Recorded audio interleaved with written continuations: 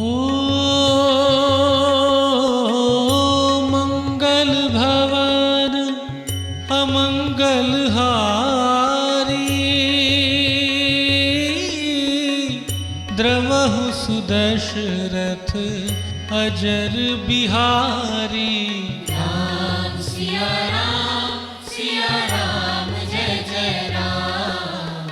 राम सिया राम जय जय राम। ओ हरि अनंत हरि कथानंता,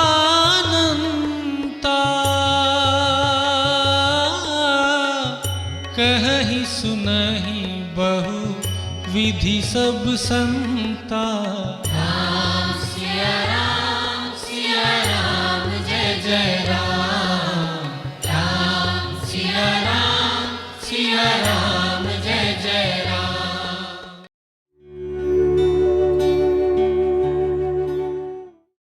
अब ऐसा भी मानते हैं ना कि महाराजा दशरथ को श्रवण कुमार को मारने का जो कर्माशय था, जो उनके माता पिता का जो शाप मिला था, जो उसका पाप पूर्ण कर्माशय था, भले ही वो अनजाने में ही किया था, तो वो विपाक को प्राप्त हो गया। उसको अपना फल तो देना ही था, और उसको फल देना था तो सरस्वती माता ने थोड़ा सा डिसीजन लेने में बुद्धि फेर दी। उन्होंने ऐसा डिसीजन ले लिया श्री राम को भेजने का, नहीं तो अन्य भी कोई विकल्प हो सकता था। तो वो उनको दंड भुगतवा दिया। और ऐसे ही कभी कभी कोई ऐसा कर्माशय है जो आपको बहुत ऊंचा उठाना चाहता है, और आप अचानक कोई ऐसा डिसीजन ले लेते हैं कि आप बिल्कुल वामन से विराट बन जाते हैं, आप बिल्कुल फर्श से अर्श पे चढ़ जाते हैं।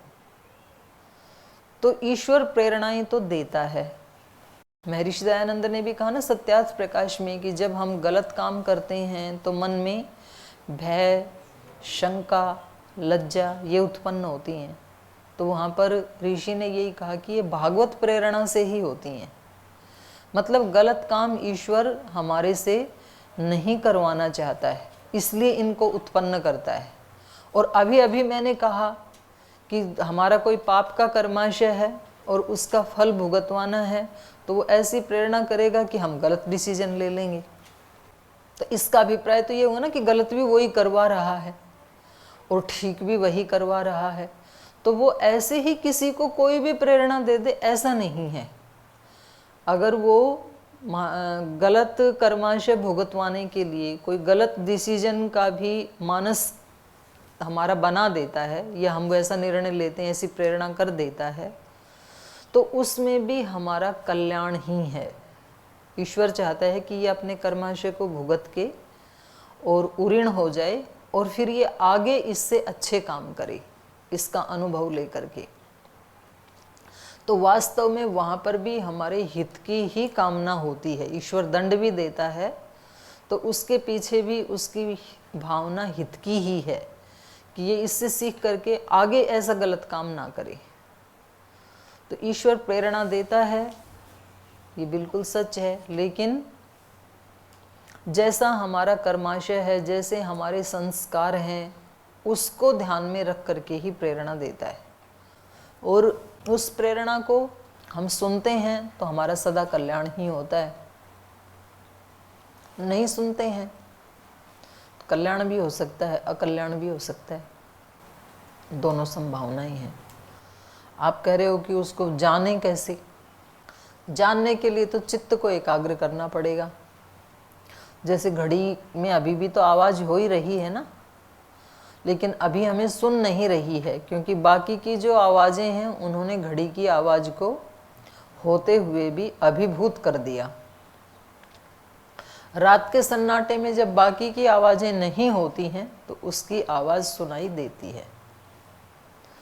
तो ईश्वर की प्रेरणाएं या आत्म प्रेरणाएं व्यक्ति को स्पष्ट सुनाई देती हैं, लेकिन उसके लिए उसको दूसरी आवाज़ों को बंद करना पड़ेगा। अनेक अनेक आवाज़ें तो मन में हो रही हैं, अनेक अनेक आवाज़ें इंद्रियों की चल रही हैं, विचारों की चल रही हैं, तो उसमें प्रेरणा पकड़ में आती नहीं है। तो इसीलिए हमारे ऋषियों ने विधान किया धारणा ध्यान समाधि। तो धारणा ध्यान समाधि भी यदि हम नहीं लगा पाते हैं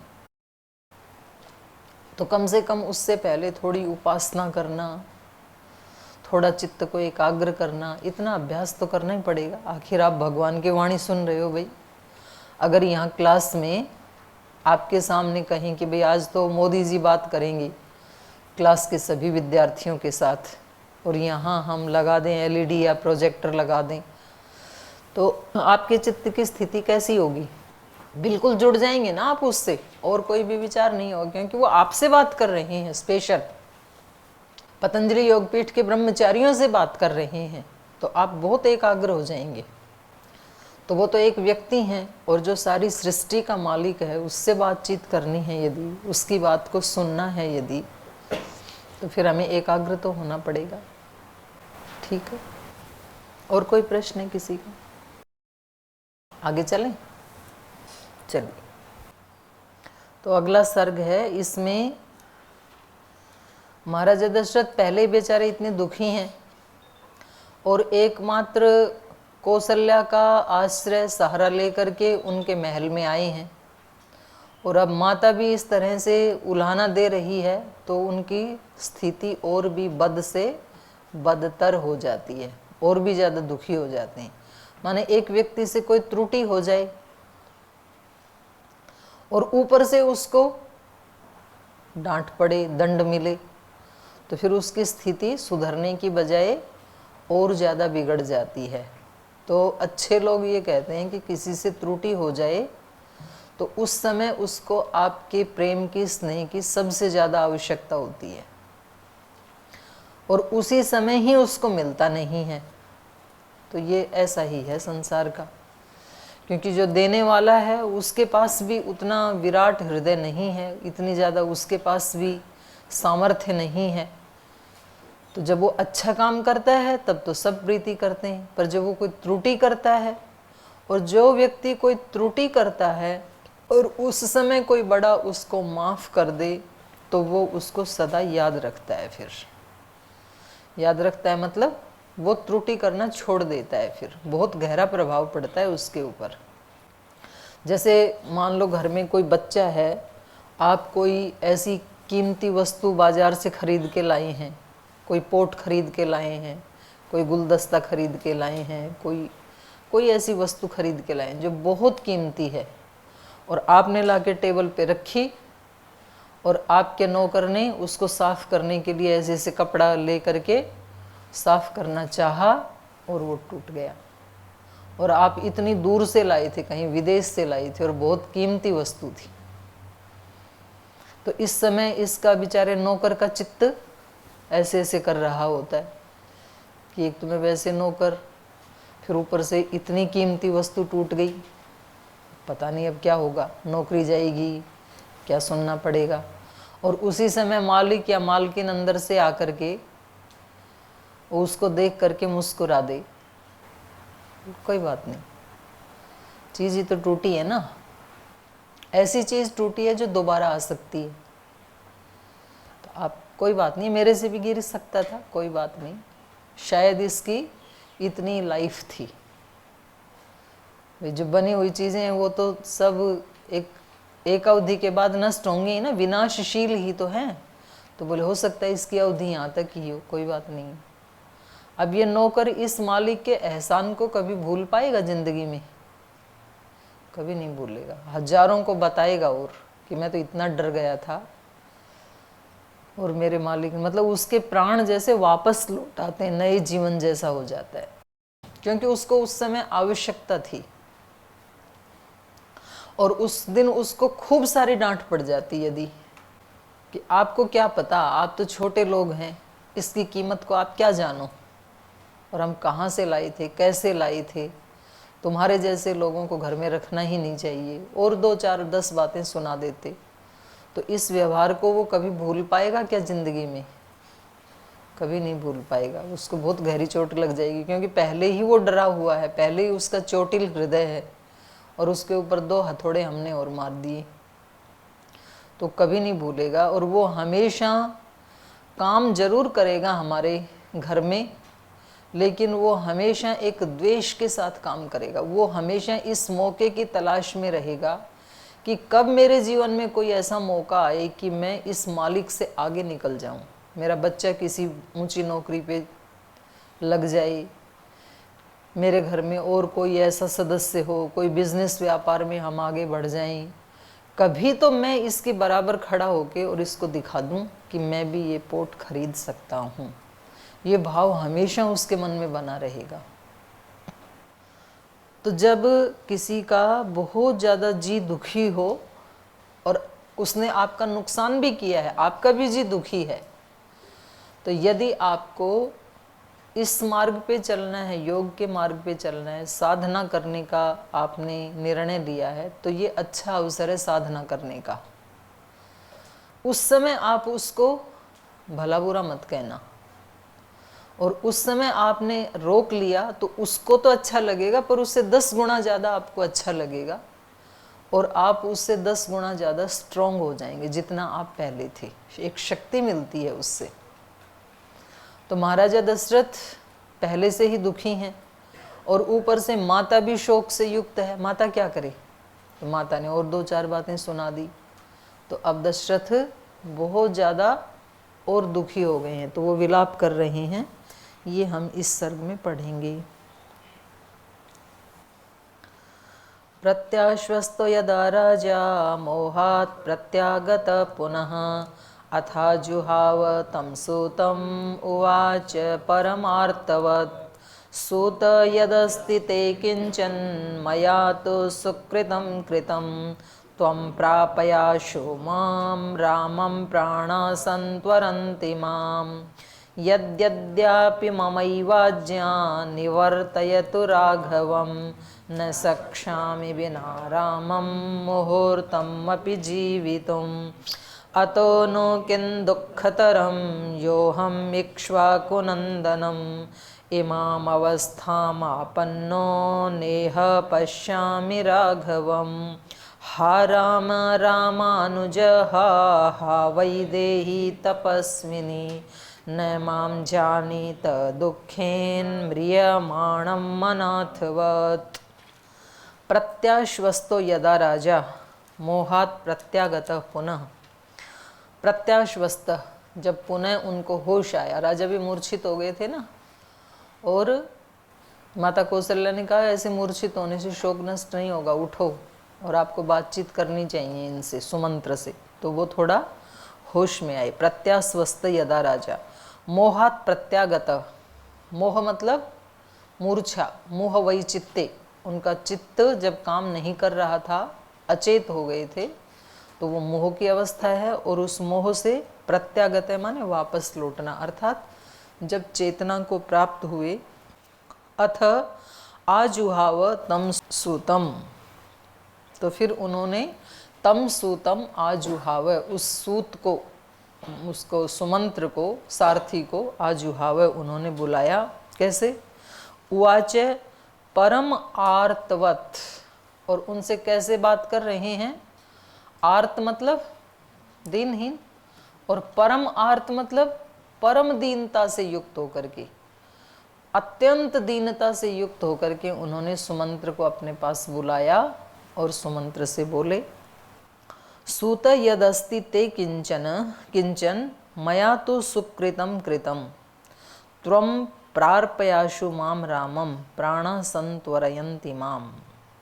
कह रहे हैं हे सूत, यदि तेरे लिए मया मेरे द्वारा किंचन सुकृतं कृतं यद अस्ति, जीवन में कुछ थोड़ा भी सुकृत किया गया मेरे द्वारा तेरे लिए, अगर मैंने तेरे जीवन में कुछ थोड़ा बहुत भी कभी कोई तेरा अच्छा किया हो, भला किया हो, थोड़ा बहुत भी ऋण हो यदि मेरा तेरे ऊपर, तो तू क्या कर, माम रामम प्राप्रयासु, मुझे तुरंत ही, संत्वरयन्ति माम, मेरे को तुरंत ही तुम राम के पास पहुंचा दो, क्योंकि तुम तो वहीं से आए हो, तो तुम्हें रास्ते का भी पता है, तुम्हें ये भी पता है कि राम कहाँ हैं। हो सकता है थोड़ा सा आगे गए होंगे तो तुम तो पहुंचा ही दोगे। तो यदि थोड़ा भी मेरे ऊपर आप उपकार का बदला चुकाना चाहें, मेरे ऊपर कुछ आप रहम करें, कृपा करें, मैंने अगर थोड़ा भी कोई आपका भला काम किया हो जीवन में, आपका कोई सुकृत किया हो, तो आप मुझे शीघ्र ही राम के पास पहुंचा दीजिए। क्योंकि माम प्राणा संत्वरयन्ति, मेरे प्राण निकलना चाहते हैं, माने मैं अब ज़्यादा देर जी नहीं सकता हूँ इस शरीर में, क्योंकि स्थिति इतनी टूट गई है कि कुछ उनको अब संभलने के लिए थोड़ी सी भी शक्ति जुटा नहीं पा रहे हैं।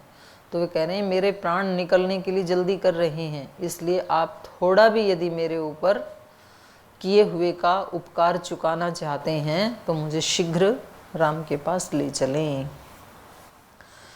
यद्यद्यापि ममैवाज्या निवर्तयतु राघवं न शक्ष्यामि विना रामं मुहूर्तम् अपि जीवितुम्। या तो फिर अद्यापि मम एव आज्ञा राघवम निवर्तयतु, मेरी आज्ञा से ही आप राम को छोड़ के आए थे, क्योंकि आप और श्री राम आप दोनों तो मेरी आज्ञा मानते हैं, तो मेरी आज्ञा से तो आप उनको छोड़ के आए थे, और मेरी ही आज्ञा से राघवम निवर्तयतु, उनको वापस लौटा लाओ। या तो मुझे वहाँ ले चलो, या तो उनको मेरी आज्ञा से वापस लौटा लो।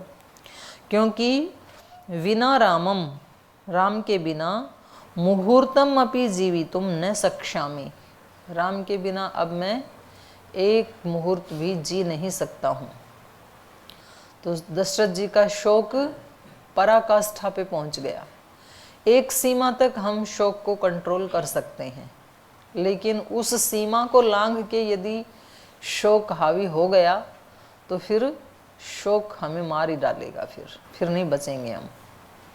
तो दो स्थिति हैं, एक शोक की या दुख की या समस्या की।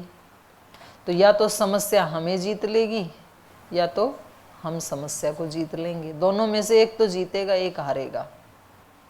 तो या तो शोक हमारे ऊपर हावी हो जाएगा या तो हम शोक के ऊपर हावी हो जाएं। तो ये हमें छोटे छोटे जो काम होते हैं रोज़ाना के, दिनचर्या के, उसमें प्रैक्टिस करनी पड़ेगी। हम ऐसा ना सोचें कि जिस दिन किसी दिन राम जैसी स्थिति आएगी ना, उस दिन राम जैसा आचरण कर लेंगे हम भी, क्योंकि हम राम को आदर्श मानते हैं। ऐसा सोच के यदि हम चल रहे हैं तो जिस दिन बड़ा शोक आएगा ना, उस दिन हम कर नहीं पाएंगे, वो बहा ले जाएगा हमें, क्योंकि हमने प्रैक्टिस तो की ही नहीं। अनुभव के बिना ज्ञान काम में आता नहीं है। इसलिए छोटी छोटी प्रतिकूलताएं आती हैं रोज हमारे जीवन में, और उस समय अपने मन को ठीक करना। रोज कोई ना कोई हमारा बिना किसी अपराध के अहित करता है, मन दुखी करता है, और वो मन दुखी होने के बाद जो हमारे आत्म संवाद चलते हैं उस व्यक्ति के प्रति हमारे मन में, यही वो मौका है अभ्यास करने का। इस समय आपको उस व्यक्ति के लिए अच्छा विचार करना है, अच्छी भावना, और ऐसा सोच करके अपने मन ही मन में उसको बोलना है। आत्मसंवाद चलते ही हम बोलते ही रहते हैं ना मन मन में, तो उस दिन उस समय आपको उस व्यक्ति के लिए कुछ पॉजिटिव बोलना है जिसने आपका बुरा किया। मतलब इतना भी कोई बुरा नहीं किया, पर थोड़ा तो बुरा किया ही ना। तो ऐसे तो रोज होते हैं ना छोटे छोटे, ऐसी छोटी छोटी प्रतिकूलताएं क्या क्या आती हैं, कोई हमें शेयर कर सकता है कक्षा में छोटी छोटी प्रतिकूलताएं, या रोज की दिनचर्या में छोटी प्रतिकूलताएं जब आपको कोई कष्ट देता है, कोई एक बात ऐसे बता सकते हैं जी? जैसे कि मान लीजिए कि हम बीमार हैं और हम प्रकोष्ठ में ही विश्राम कर रहे हैं और उनको पंखे की आवश्यकता है, तो उन्होंने पंखा चला दिया, उससे हमें कष्ट हुआ, तो ये दुख का कारण, ये कष्ट है। बहुत अच्छी बात है। तो ऐसे छोटी छोटी आती है ना, दो जने रह रहे हैं, एक को बुखार आ गया, दूसरे को गर्मी लग रही है, तो वो पंखा चलाना चाहता है, ये बंद करना चाहता है। अब दोनों में से किसी एक को तो कॉम्प्रोमाइज करना ही पड़ेगा। करेगा कौन? बुखार वाला करेगा बेचारा, क्योंकि उसकी मजबूरी है। वो कहेगा कि बीमार क्यों हुई थी, मैं तो चलाऊंगा। अब ये इसके वश में थोड़े ही है। तो ऐसी जो छोटी छोटी चीज़ें आती हैं, उस समय जब उसने पंखा चला दिया, और हमारे मन में आत्मसंवाद क्या चल रहे हैं कि बच्चे किसी दिन तेरे को भी बुखार होगा ना, तब देखूंगा तू कितनी तेज चलाएगा, किसी दिन मेरा भी मौका आएगा। आज तूने 3 नंबर पे चलाया है तो मैं 5 पे ना चला दूं तो तू देखना तू। और कल तूने ना उसमें यज्ञ में गया नहीं, व्यायाम में भी गया नहीं, मैं ठीक हो जाता हूँ, तेरी दोनों शिकायतें मैं भी लगा देता हूँ। ये मतलब ऐसे छोटे छोटे आत्मसंवाद चलते हैं हमारे मन में। उस समय हमारे मन में उस व्यक्ति के लिए ये भाव आ जाए कि कोई बात नहीं, मैं तो अपना कंबल ओढ़ लेता हूँ, ये बहुत अच्छा भाई है, ज़रूर इसको बहुत ज़्यादा गर्मी लगी होगी बेचारे को, इसलिए इसने तेज़ चलाया होगा, तो कोई बात नहीं, इसकी खुशी के लिए मैं अपने सिर को ढक लेता हूँ, अपना कंबल ओढ़ लेता हूँ। ये केवल आपने सोचा है, भाव किया है अपने चित्त में, और आप देखेंगे कि थोड़ी देर के बाद वो पंखे को बंद कर देगा, क्योंकि आपकी जो वाइब्रेशन है वो जाती हैं दूसरे व्यक्ति तक, काम भी करती हैं। और तो कभी वो जल्दी रिसीव करेगा तो तुरंत रिजल्ट आएगा, और कभी जल्दी रिसीव नहीं करेगा तो भी आपका नुकसान होने से बच गया। हो सकता है वो देर में करे। जैसे आप मोबाइल पे किसी को मैसेज भेजते हैं तो उसका मोबाइल रेंज में है यदि, तब तो तुरंत उसके पास मैसेज पहुंचेगा और वो शायद तुरंत आपको प्रत्युत्तर दे सकता है, हाथ जोड़ देगा, ओके बोल देगा, कुछ तो करेगा। और यदि वो किसी ऐसी जगह में जहाँ नेटवर्क काम ही नहीं कर रहा तो मैसेज तो जाएगा पीछे पीछे, तो हो सकता है जब वो नेटवर्क में आएगा तब उसके पास मैसेज पहुंचे, पर आपने तो भेज ही दिया ना, आपका काम तो हो गया पूरा। तो ये ऐसे छोटे छोटे हमें अभ्यास करने चाहिए। जब कोई हमें थोड़ा कष्ट दे रहा है और उस समय हम उस व्यक्ति के बारे में बुरा ना सोचें, तो फिर कभी कोई बड़ा कष्ट आएगा। राम की तरह से उन्होंने माता कैकेयी के बारे में बुरा नहीं सोचा, और इसलिए फिर वो ऐसे महापुरुष बन गए कि लाखों वर्षों के बाद उनके जीवन की गाथा को इतनी श्रद्धा से हम पढ़ रहे हैं।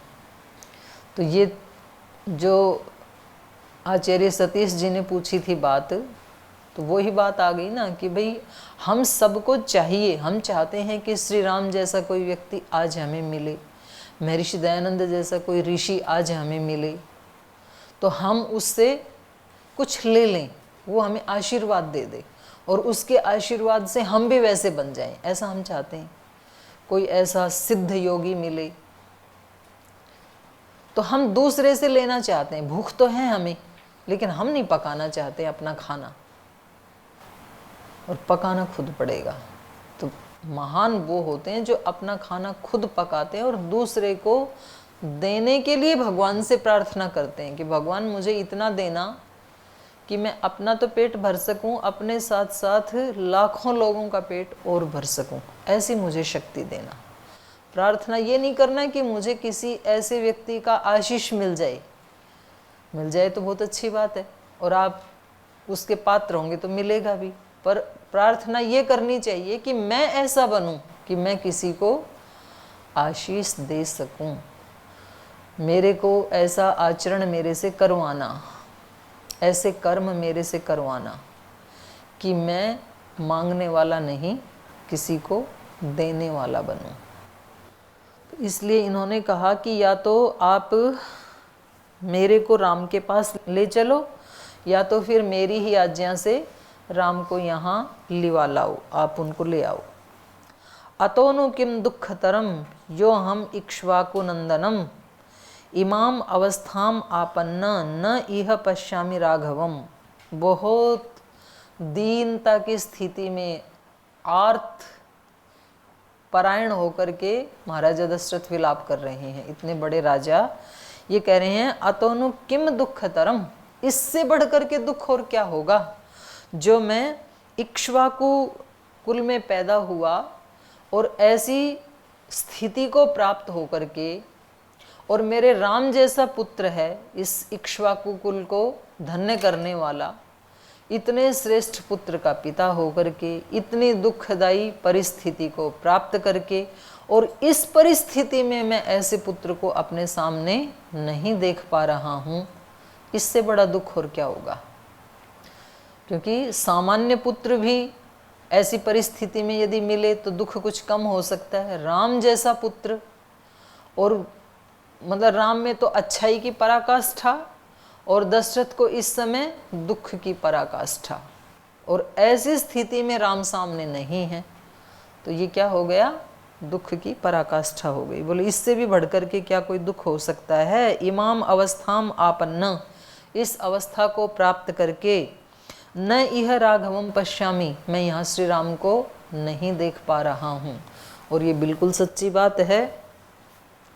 जिस समय आप जीवन के बहुत दुखदायी क्षण से गुजर रहे होंगे, उसी समय आपको उन लोगों की सहायता नहीं मिलेगी जो आपसे अत्यंत प्रीति करने वाले, फिर चाहे वो देवी देवता भी क्यों ना हो। पथ का विधान मैंने कई बार बोला ना श्री अरविंद का पढ़ने के लिए, तो उन्होंने ये पंक्ति लिखी है वहाँ पर, उस आंतरिक युद्ध के मैदान में चारों तरफ से गोलियां चल रही होंगी, और आप अपने आप को उस युद्ध के मैदान में अकेला और नंग धड़ंग पाओगे, और आप दैवी शक्तियों को बुलाओगे और वो बहुत देर से पहुंचने वाली होंगी। ऐसा नहीं है कि आपने बुलाया और वो तुरंत वहाँ अभिव्यक्त, लेकिन घबराना मत। उस युद्ध के अंत में है विजय, और गुफा के अंत में है प्रकाश। जब आप उसको पार कर चुके होंगे तो वहाँ भगवती देवी मुस्कुराते हुए अपना वरद हस्त साथ लिए खड़ी हुई मिलेंगी। ऐसा ऐसा वर्णन है, यही शब्द हैं उसमें। तो ये हर व्यक्ति के जीवन में ऐसा आता है, तो उसके लिए पहले से ही तैयार होना चाहिए। जब आपको अत्यंत आवश्यकता होगी किसी अपने प्रिय व्यक्ति की, धन की, किसी के आशीष की, किसी के प्रेम की, उसी समय आपको नहीं मिलेगा, तो उस समय धीरज रखना। तो ऐसी ही अवस्था को महाराजा दशरथ प्राप्त हुए हैं। तो आज समय हो गया, आज यहीं पाठ को विराम देते हैं, शेष कल पढ़ेंगे।